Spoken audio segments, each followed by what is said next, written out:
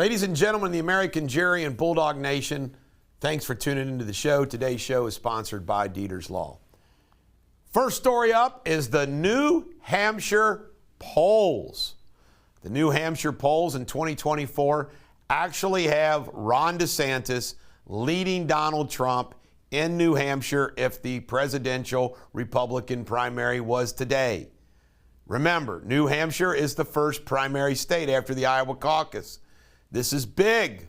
This is huge. And I think it's probably very disheartening to Mr. Trump and very enlightening to Ron DeSantis.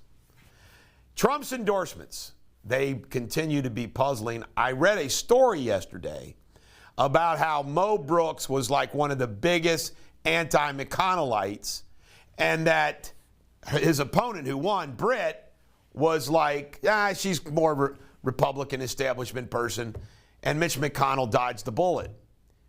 Trump keeps doing this. He keeps helping people win who are McConnellites. He's just endorsed Daniel Cameron for Kentucky governor, who is McConnell to the core. From the time he comes out of law school to now, it's McConnell.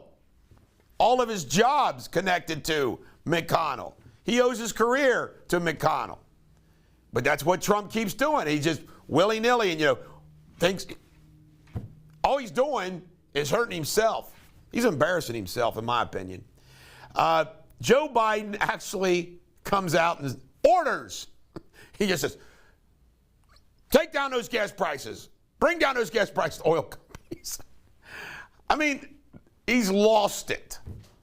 I mean, he's a caricature now. If he wasn't a caricature before, after the bicycle accident, he most certainly is now, right? I mean, it's a joke. He's one big joke. Take those gas prices down. And his latest little move is this 18 cents tax rebate or tax forgiveness during the summer.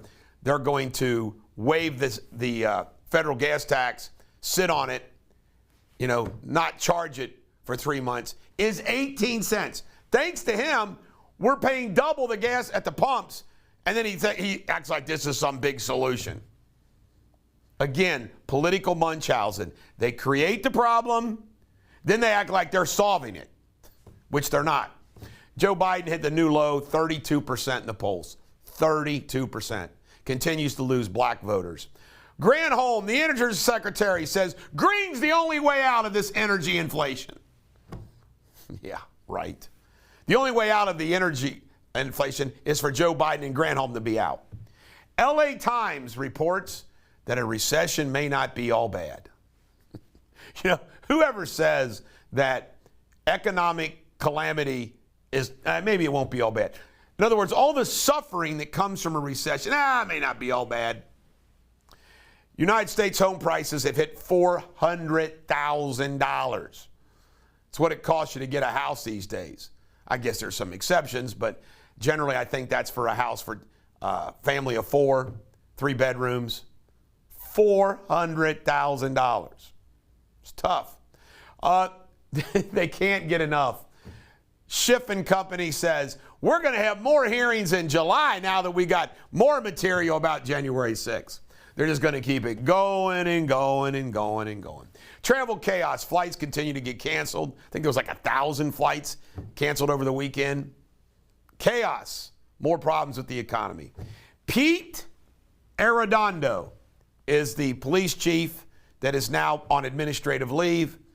Obviously failed miserably down there in that Texas school shooting. Joe Biden wants lower nicotine in cigarettes. That's all we need. That'll solve everything today, won't it? Yep, lower nicotine. And my next topic is a general one. It's all they destroyed. I was thinking about how this administration is the great destroyer. Think of how they destroy the energy independence. They're destroying public schools with all the wokeness. They just destroy everything. They destroy our grocery stores. The great destruction.